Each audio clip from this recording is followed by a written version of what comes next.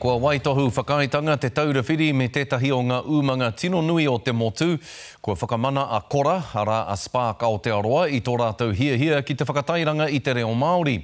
Hei tā Crystal Lee Brown e whai ana tēnei whakaitanga mahitahi i te tohu i whakawhiwhi ara ki a Kora mo te taupāanga i puta i a rātou i te tau nei, ara mō kupu. Mō te reo, te take.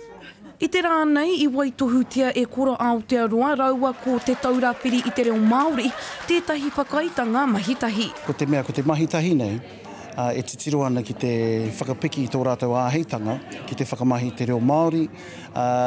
Me ki i runga no i te kaupapa te taurawhiri kia horapa haere ai te reo Māori ki ngā wāhi katoa o Aotearoa. Nā reira, ko te reo tonu, he pāinga kei roto mō ngā pakihi, he pāinga hoki kei roto mō ngā iwi katoa ka noho mai ki kone, aha ko kowai, aha ko nihao mai, Pākehā mai, Māori mai, waiake, waiake. E whai ana te whakaitanga i te angitu o te taupānga hou a Kora, arā ko kupu. He timatanga tēnei, engari he nui tōnu ngā mahi.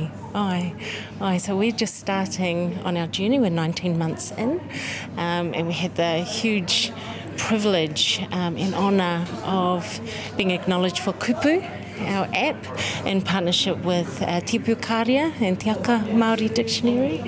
Yeah, so that was one of the projects, and that has seen 2 million images translated into te reo Māori, for all New Zealand, all New Zealanders. Kia āta whakaaro, ngā kamupene katoa, ngā tāngata katoa i Aotearoa nei, aha ko kōwai, mo te wāhanga o ki te reo Māori i roto i te ao Matihiko. Kua roa nei a Kora Aotearoa e ngana ana ki te whakatairanga i te reo Māori a Kiriata a Matihiko anō hoki. He kupu iti ka ora te reo. We're on a journey ourselves to bring te reo into our business so our people can really stand proud in our national identity, and we think it's part of the ongoing relationship we have with the broader community, our consumers, but also our business customers. And this partnership's really important in helping us on that journey, and we recognise we're learning, we don't know it all, but if you work with people that have these skills and are prepared to be generous with their time, it's a great way of our organisation building up the capability and really respecting te reo. E ai ki ngā kōrero, e manako ana rātou ka puta rauemi Matihiko, rauemi pakihi hou reo Māori i tēnei whakaitanga. Crystal Lee Brown, Te Karere.